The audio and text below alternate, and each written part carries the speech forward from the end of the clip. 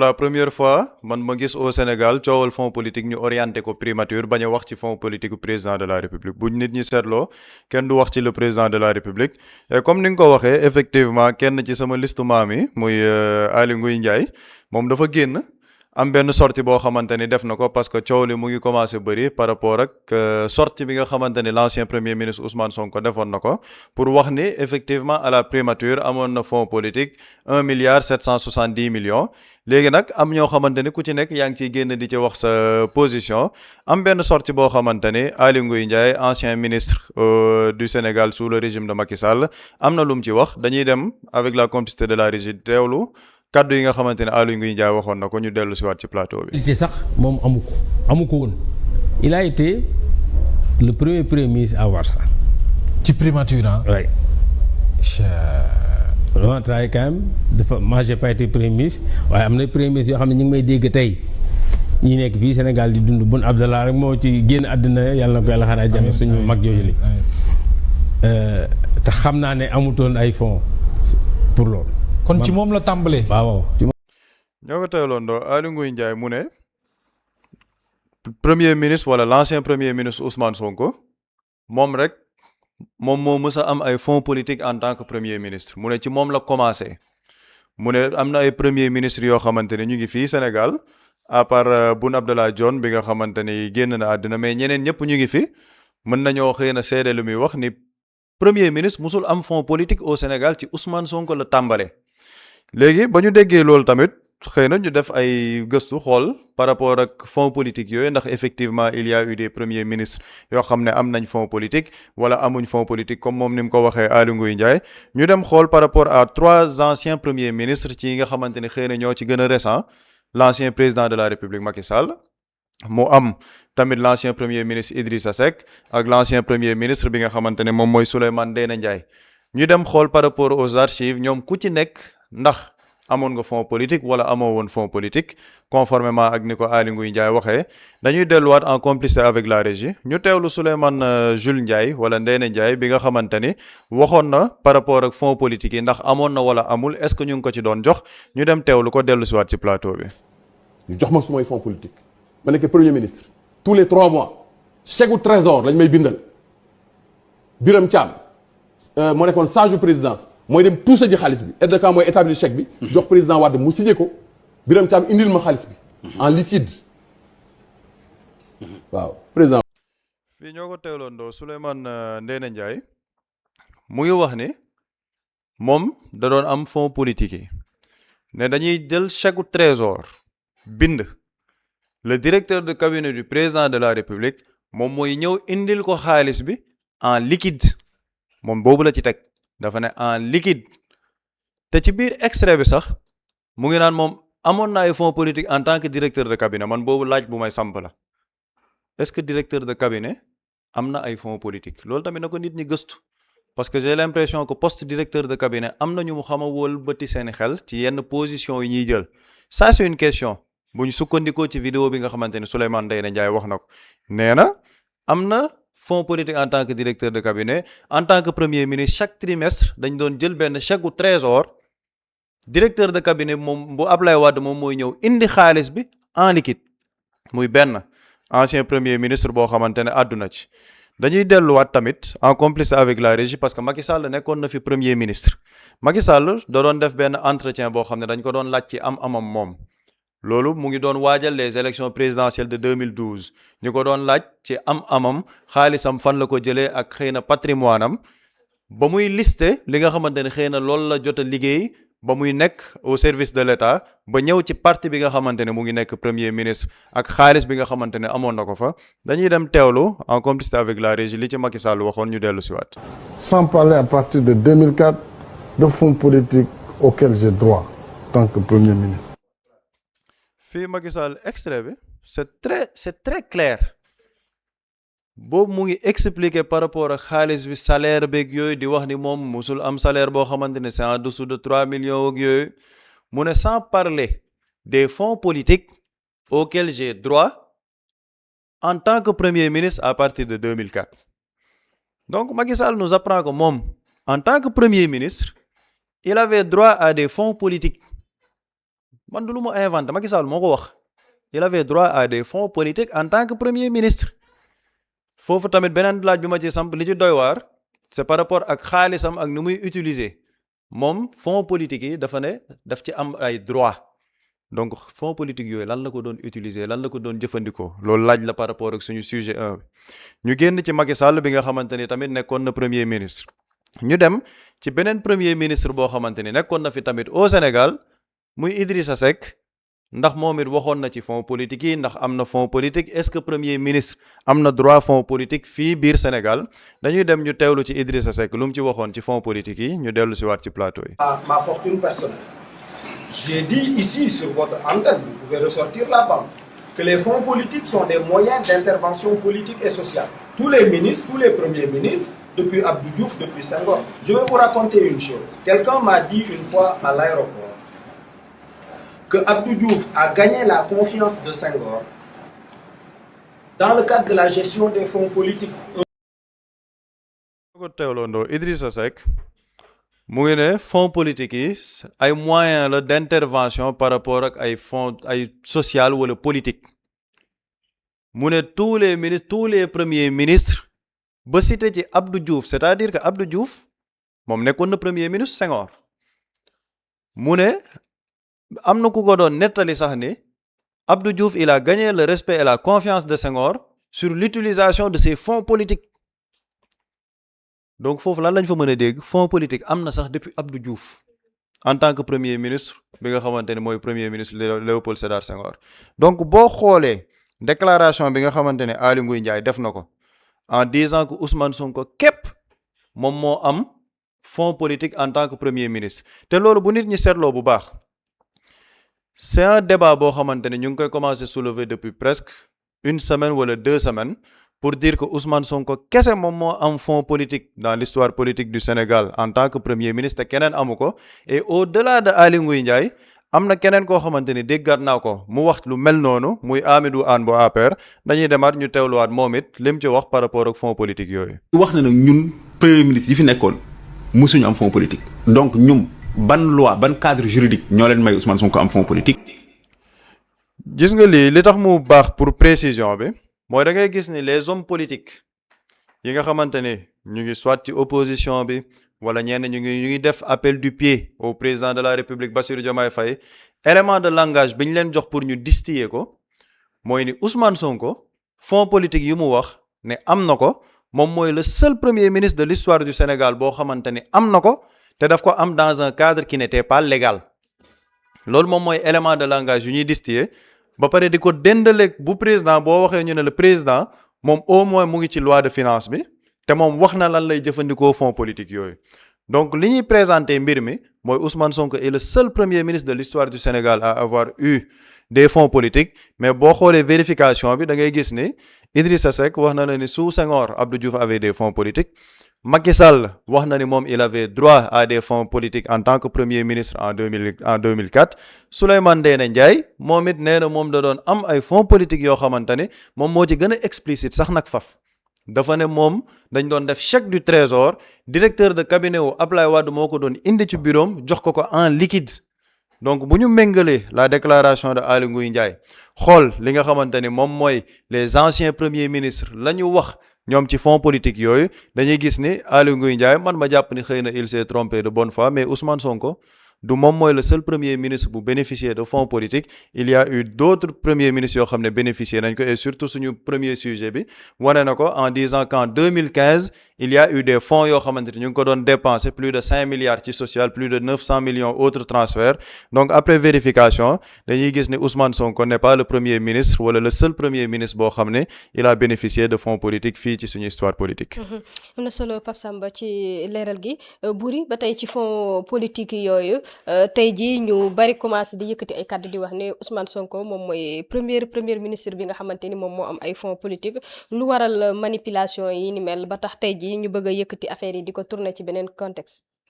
bon manipulation yi d'abord da ngay identifier les personnes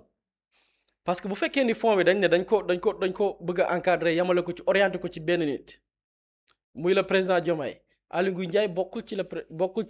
ci parti kiiraay à moins que après mu rejoindre leen Amidou Anne la je pense que la tudd bi bokk APR je pense que APR la bokkul kiiraay kon cool yi concerné wu ko mais dafa am une stratégie et d'abord damay commencer ci identifier les personnes da ngay gis ni ñoom ñëpp dañu am benn lien en commun mooy c'est le système soit c'est des personnes qui font partie des partis excusez-moi de la redondance mais ñi nga xamante ni ñooy les partis traditionnels mais da ngay gis ni c'est des personnes yoo xamante ni nii dañu am un intérêt en commun quand on parle d'encadrement bu ñu ko déjee exclusivement au président de la République ñenn ñi jàpp nañ ni xëy na ëllëg mën nañ yeggaat ñoom au pouvoir bénéficier wu des mêmes privilèges d'antan muy wëy di utiliser li nga xam ne mooy les fonds secrets donc c'est le système qui veut conserver li nga xamante ni jàppee nañ ko comme acquis muy caisse noire bi tax ñu bari loolu leen dugal ci politique Sénégal dañ ko yàgg a jàppee comme un moyen de s'enrichir am alal et am alal boobu noonu ñoom xam nañ ni poste ministre poste président de la République taxul kenn doon milliardaire taxul kenn doon millionnaire mais lan leen di tax a jóg loolu ci poste yooyu noonu di leen mu jar leen lu nekk ñenn ñi di xotti seen worma xam nga Aly Ngouille Ndiaye lii muy def ni xotti worma la man gëm naa ni waxuma ay doom mais am na ay sët taxaw di wax loo xam ne moom en âme et conscience xam ne lii dafa safaanoog la nga xamante ni mooy li am mooy y a un enjeu l'enjeu mooy xaalis le système léegi nag problème bi mooy beneen stratégie bi lan la que fonds yi am na nu ñu ko doon jëfandikoo ci loo xam ne ñëpp xam ne ni jaarul yoon l'idée mooy faire croire aux Sénégalais gëmloo leen ni du ñun kese waaye Sonko ci la bokk parce que boo xoolee avec Sonko depuis bi mu commencé politique lu ci bari ci attaque politique yi mooy du ñun kese moom ci la bokk parce que dafa ñëw commencé attaquer des personnes yi nga xamante nii dañu enrichir ci pouvoir am ay suuf fii am ay nangam lan moo ci topp dañu dem au niveau de toute l'administration les services yi nga xamante ni dañu rattaché wu au niveau des services des domaines xool ñaata suuf la am ñaata terrain la ñu bind Ousmane Sonko amoon na sax benn site bu mën a tappale bu ci publier woon benn article ne gis nañ benn kër boo xamante ni mi ngi au niveau du CICES Ousmane Sonko moo ko moom mooy période bi Sonko defee un post sur sa page Facebook di wax li mu am ne benn kër laa am R+2 cité kër góor gi ci laa dëkk ak samay soxna ci laa dëkk ak samay doom ci laa dëkk ak sama yaay ci laa dëkk ak samay mbokk benn kër période boobu la c'est-à-dire que loolu l'objectif c'était quoi derrière cette campagne pour wane ni moom sa boppam sax dafa enrichir de manière illicite kon ñun dong du ñu sàcc moom tamit sàcc na loolu c'était une campagne ñu dem ba ci biir nit ñi commencé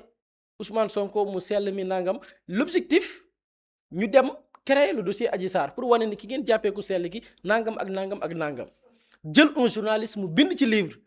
ci baatu ku sell ki de ñu bind livre ne faire comprendre jël une histoire boo xamante nii jamonoy président Abdoulaye Wade la président Abdoulaye Wade la ñu yëgal ni opposant diw bëgg a dagaan baatu askan wi jàpp nañ ko bërëb sàngam ci oto ak nangam ci yan condition président Abdoulaye Wade ci élégance républicaine ne nañ ko bàyyi amaana sax xëy na bu ko jugalee nit ñi dañuy jàpp ne daf ko bëgg a faagaagal parce que dafa nekk ci benn élan politique buñ ko jibalee dañuy jàpp ni complot la président Abdoulaye Wade na garaaw nañ bàyyi noonu ñu suturaal ko bàyyi ko journaliste bi je le cite Cheikh Yérim Seck jël histoire boobu noonu xam ne jamonoy président Abdoulaye Wade la bind livre dugal def ko turu Ousmane Sonko loolu c'était une campagne pour faire croire que ni bien vrai que bon ñun ñu ngi ñuy tudd ci xale yi nangam dañuy jël ci xale yi et tout kii taxawaay tamit nangam parce que il faut savoir que ñoom seen régime lépp am na fi de seen régime dem nañ jël ci xaalis ñun suñu alal xam nga magum jëmm majeur et vacciné bu la neexee looy def sa dund la yow la concerné mais jël suñu alal par exemple luyee ci ay habitation ne pour bu ñu amee ay gan la yi ñëw di visiter fekk da ngeen koy utiliser neneen bi gars yi ñuy def enquête nekk leneen gan musu faa dal ñoom seeni gan bopp ñoo fa doon dal donc il fallait que ñu faire croire que nit ki ni ngeen koy décrire du moom doo nay gis ne avec fonds politique yi tamit c'est ça le débat mooy comment encadrer ces fonds ñu war ko teg ci penc bi mu leer ñëpp ànd ci masse ne effectivement dañ ko war a encadrer même bu dee dañuy voter loi bi nañ ko voter même bu dee dañuy revenir en arrière fonds spéciaux yu Ousmane Sonko ko waxoon ne 1 milliard et quelque la sax s'il le faut même ñu revenir ci lu ci nekk ñu tracé ko ñu def ko mais nañu assaini nañu ànd maase ni léegi fonds spéciaux yi nañ ko encadré mais loi ba la ñuy bañ mu jàll. et boobu mooy troisième étape bi deuxième étape bi mooy wane ni ñun ak moom a yam jël nañ maanaam jël na ma jël mooy ci farba bi muy wax Thierno Alassane Sall ne Thierno Alassane Sall ànd nañ mu jël mu jël léegi nag avec fond bi dañu bëgg a wane ni ñun jël nañ waaye moom tamit jël na pour que sénégalais ne politiciens yi ñoom ñëpp a yam c'est ça la campagne. beneen campagne bi nag mooy fexe nag léegi ba loi ba kenn du ko voté parce que jàpp nañu tey c'est le retour du système et puisqu'on parle du retour du système bi lépp lu mu amoon comme acquis te caisse noire bi ci la bokk caisse noire bi moo ëpp en fait ces sénégalais mesuré wuñ caisse noire bi enjeu la enjeu bu rëy la pour système bi parce que caisse noire moo lay permettre nga entretenir ay collaborateurs politiques caisse noire daf lay permettre nga def ay projet caaxaan naan dañuy social ak yooyu noonu pour jéem a épater ñi nga xamante ni nii mooy benn électorat booy viser caisse noire da lay permettre ay médias yoo xamante ni nii amuñu ligne éditoriale amuñu ngëm-ngëm amuñu principe amuñu éthique amuñu déontologie mais mën nañ def propagande caisse noire da lay permettre médias yooyu nga financer leen ñu lay xalamal matin midi soir di la yàqal suba ngoon say ni nga jàpp ni say noonu lañ ci politique. moo tax caisse noire dafa nekk benn enjeu bu am solo pour le système donc lépp lu ñu mën pour loi ba bañ a jàll. taxaw nañ pour teg ci mais la preuve nit ñi nañ seetaat coowal caisse noire lu ci yoonu Aly Ngouille Ndiaye coowal caisse noire lu ci yoonu keneen ki bokk APR parce que ñoom ñëpp dañu am un dénominateur en commun muy c'est le système caractérisé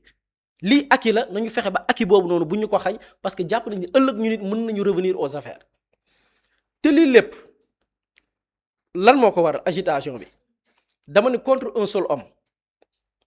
xam ngeen ni Aly Ngouille Ndiaye bu ñu nekkoon dans un pays normal. bu ñu nekkoon dans un pays normal Aly Ngouille Ndiaye du dem daan day def interview bay wax ci caisse noire dégg ngeen fi dossier ArcelorMittal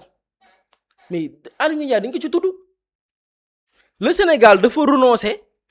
ci ay milliards ay milliers de milliards ci yaama neex ñu bind ko ne lii secret la bu ko Sénégalais yi yëg pendant plusieurs années Aly Ngouille Ndiaye ñu ngi ko ci doon tudd. le dossier Petro-Tim bi ñu négocié waat ba jotaat yaakaar teraanga kenn xamul la lañ ciy defaat après bi ñu santaane IGE mu def li nga xamante ni mooy son enquête avant ñuy pare Macky Sall dem signé ko Aly Ngouille Ndiaye moo ko contresigné parce que ministre moo dem lañ dénkoon lépp lu jëm ci ressources yenn ci ressources naturelles ak yu ni mel c'est dans un pays normal et qu'est-ce qu'ils ont fait pour voir le système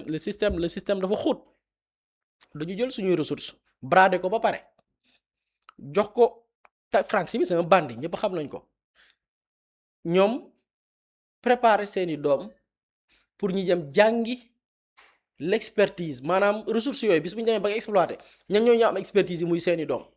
ñu jël leen yóbbu leen ñu jàngi ñu former leen ci les ressources humaines yi Sénégal soxla ci exploitation de ces ressources là pour préparer wu à l'avance ñoom ñoo ñuy jiite noot ñu brader suñu alal former waat seeni doom ñu ñëwaat continuer waat ñu noot suñuy doom ak suñu sët ñun. C'est le système c'est-à-dire que y a des gens quand ils parlent da nga leen xool rek gis le système en miniature tey tëb di dal bi nag mooy toute personne boo xam ne tey dafa bëgg a taxaw dressé wu contre élan bi système bi nekk tey dañ lay jéem a faxas li waa ji naan faxas opération faxas la ñu nekk démb rek dafa am ku ma ci doon waxal mu ne ma en tout cas gars yi taxaw nañ temm de ma ne ko moom mu ne ma oui gars yi taxaw nañ temm système bi taxaw na temm de taxaw na temm tey par exemple Sonko tey système bi taxaw na temm parce que lii lépp bu Sonko nekkoon président dafay leer Aly Ngouille Ndiaye dina répondre devant la justice dafay répondre devant la justice déjà sorti bi ma ko dégg muy wax ci wàllu déclaration de patrimoine mais xam nga ku dem bay ragal di nëbb sa alal di nëbb ba ne sax yow boo ko publier say soxna dañ koy xam imagine est-ce que ba dama ko déglu li xam nga parfois man mun naa comprendre par exemple un ministre un directeur général ne lu tax ñuy publier sama alal peuple bi askan bi millions de Sénégalais yëpp xam ko parce que nit ñi nañ am dina xam ne am naa xaalis ñu sonal ma kooku mën nga ko comprendre mais koo xam ne nee na nëbb bi dañ ko buñ ko fësee say soxna sax xam ñaata nga am sa njaboot yow boo demee yow bay xalaat yow sa alal li nga am ci alal nga koy nëbb say soxna wala sa njaboot mais là c'est grave c'est un gros yow ñaata nga am lii lépp nag dafa nekk ci man de loolu laa ko jàppee on assiste à une configuration mooy le système qui résiste contre une réalité politique, contre un homme, un système qui résiste contre toutes sortes d'initiatives parlementaires boo xam ni ñoom li ñu considéré comme des acquis initiatives parlementaires yooyu dafa ñëw dressé wu contre loolu ñi ngi dans leur logique et man dama leen di comprendre c'est le système tey moo taxaw temm tey lépp loo xam ni daf leen nar a xañ ñoom li ñu jàppee ni seen wërsëg moomuñu ko ay surga la ñu dénkoon leen ñu war ñu servir ñu bëgg nag continuer par des moyens par des manipulations par des mensonges par des déclarations yi nga xamante ni c'est bien coordonné parce qu'ils ont les mêmes éléments de langage bëgg lëndëmal askan wi te malheureusement des médias responsables dañ dressé wu contre toutes sortes de manipulations contre toutes sortes de désinformation yi nga xam ne ñu ngi koy jibal ci penc ñu leeral ko ci biir manipulation yooyu ak taxawaay bi nga xamante ni tey ji yenn ci ay politiciens ak ñenn ci maanaam ñi nekk ci kujje politique gi ñoo ngi ko taxawee tey ji ndax jàpp nga ni loi bi mën nañu ko gàllankoor ba kii di président de la république du ko voté ak ndax bu jàllu tamit yéen njeexit la mën a indi ci askan bi. non c'est-à-dire que gis nga loi bii nii moo tax ma ne man j'ai hâte que loi bi dem à l'Assemblée nationale li tax j'ai hâte que loi bi dem à l'Assemblée nationale ce sera une position de clarification ndax le président de la République moom day ñëw amender loi bi xam nga gis nañ ko par rapport à la déclaration de patrimoine liñ ci waxoon ci révision bi ne président moom bañul de waaye dafa ne pour sortie bi na assujetti yëpp def seen déclaration de patrimoine de sortie xam nga loolu mu ngi mel ni comme démb ñun liste bi ñu doon lire xam nga liste bi ça nous a pris presque 2 heures de temps te liiruñ lépp de président nee na ñoo ñëpp dañuy def seen déclaration de patrimoine de sortie moom képp du ko def te moom des années en arrière moo doon wax président de la république maanaam mënuñ ko méngale kenn tey ji l'enjeu du patrimoine du président de la république est-ce qu'on peut le comparer à l'enjeu d'un enquêteur du trésor bu nekk fële peut-être au niveau de Kaolack d'accord hein nee na ñu yemale ko benn daaf bu ñu ne ñu publier lim c'est-à-dire que xam nga les deux sont importants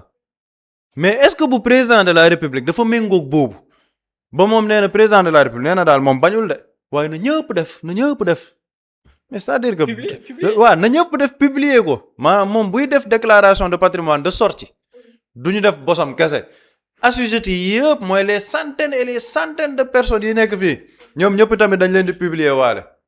ma ni mais xam nga loolu mooy guddal jël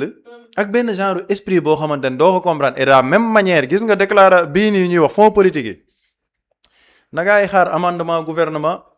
président du bëgg ñëw taxawee position boo xamante ni dañ naan bu ñu caytu affaire bi parce que xam na ni politiquement par rapport à la perception gars yi dinañ am nuñ ko gisee mais dina ñëw dafay amendement ne par rapport au contrôle bi nañ ko doxalee nii xam nga ba mu na am sut c'est-à-dire que moo tax man ma yàqamti mbir mi ñëw parce qu'il faut qu'on ñu xam la position du président de la République mu leer naññ parce que xam nga fële mën nga ne c'est assez vague mu ngi naan sutura c'est quoi sutura mooy lan parce que sutura mooy comme dimbali nit waaw mais du feeñ du am duñ ko publier c'est-à-dire que du am moom le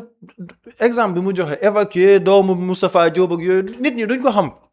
parce que kenn waxul ni dañ koy publier dañu ne rek yow ok loolu mën nga ko def waaye nañ xool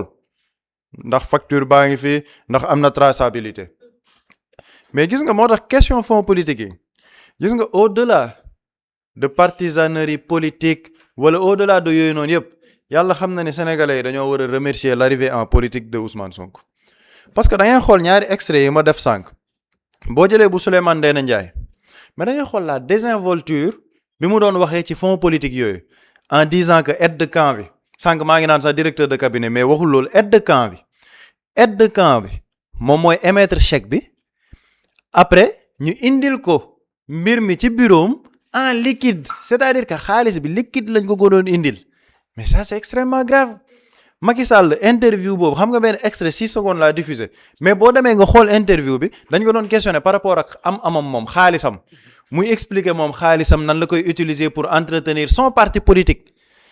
ci biir cité xaalisam ak amam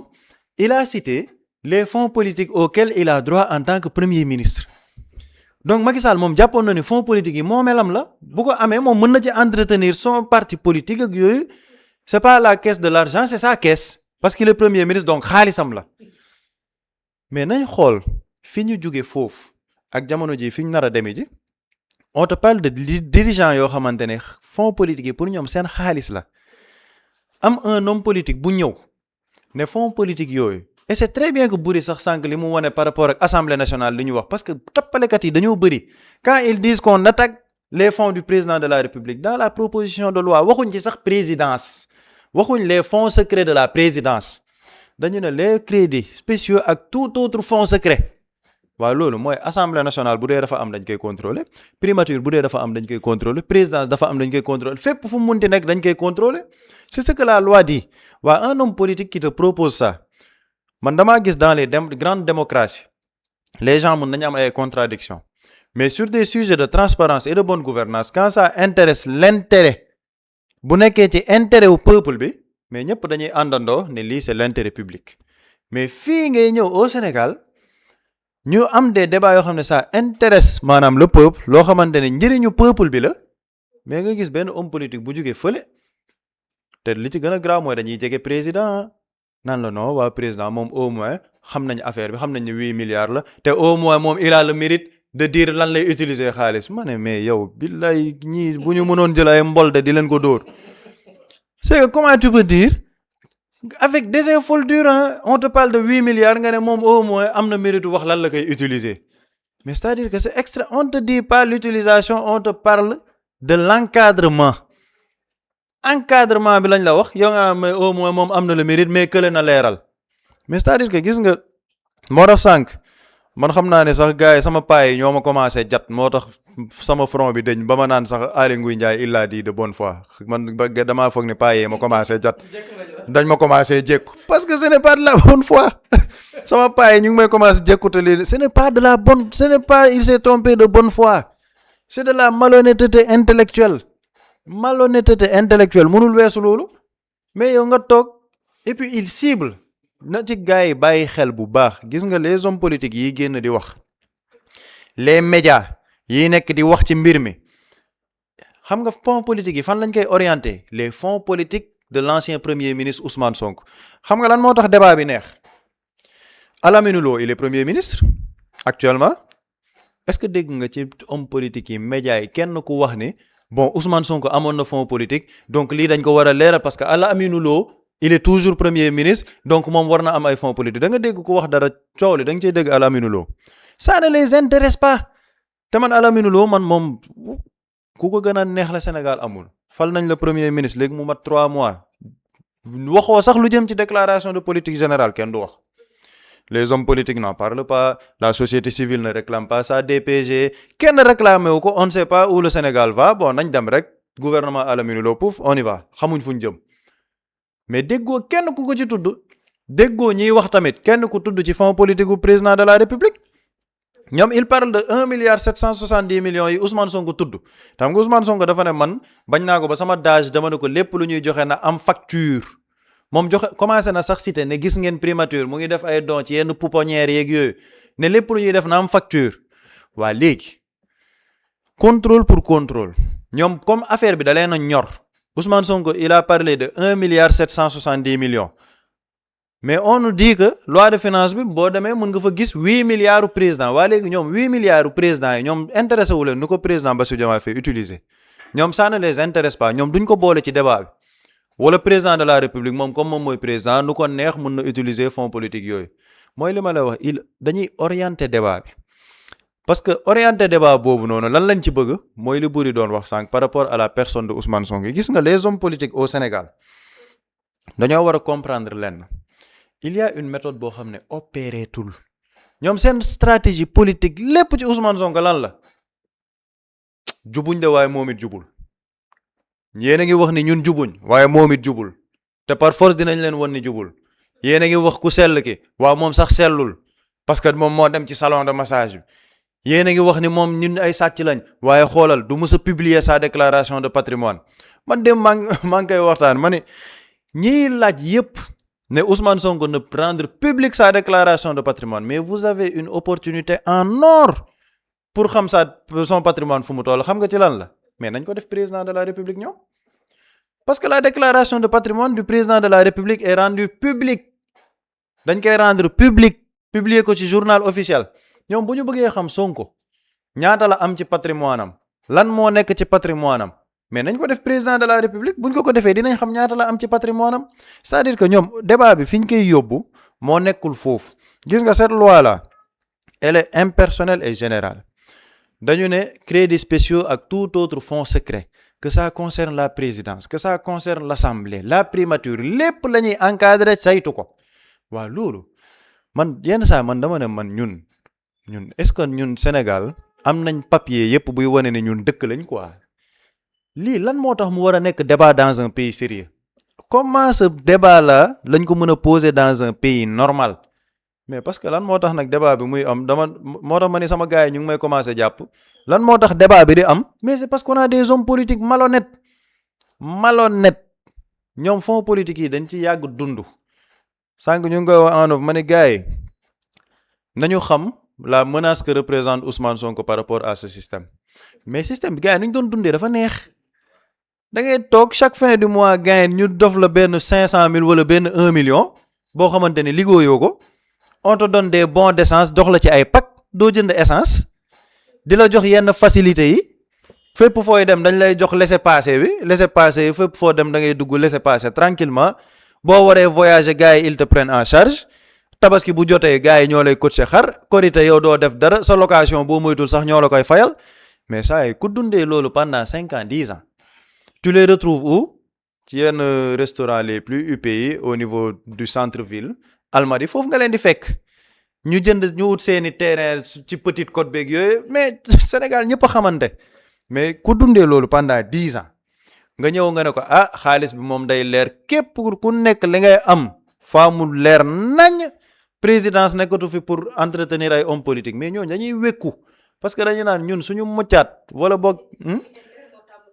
c'est-à-dire que suñu muccaat wala ci langage yu ñoom buri bi suñu ñaama gi nga ñu dul xañ ñaama gi doo ñu ko xañ li Ousmane Sonko lii moo ko boole gaay yooyu lan moo leen boole mooy ñaama gi la bëgg Ousmane Sonko loolu la bëgg mu leer gars yi ne ko ñaama gi nag du fi leeree parce que ñun ci loolu la ñuy dundee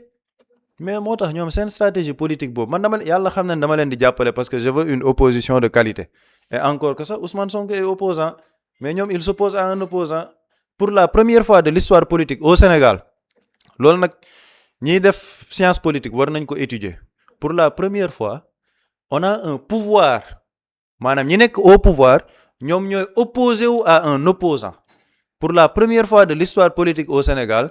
toutes les sorties des ministres ça concerne qui ça concerne un opposant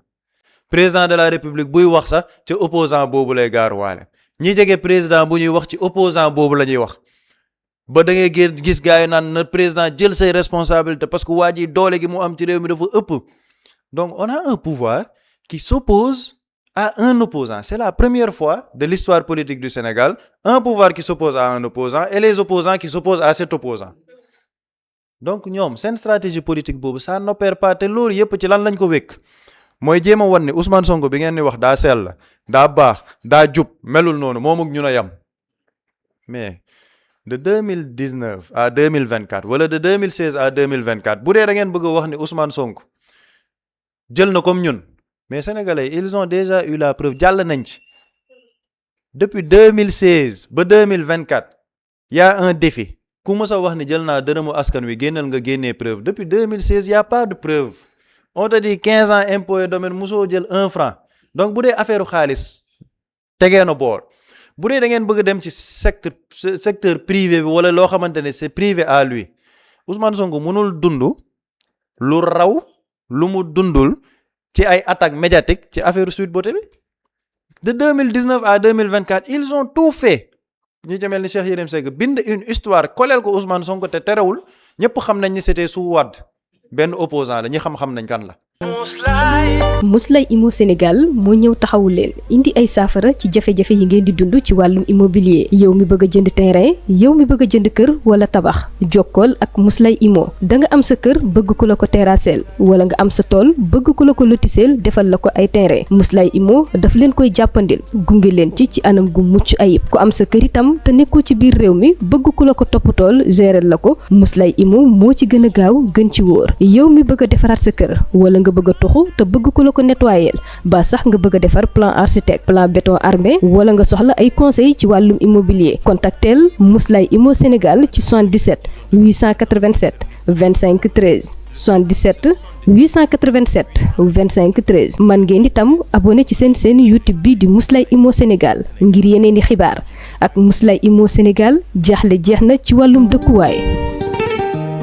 Quand l'immobilier devient une évidence, contactez-nous.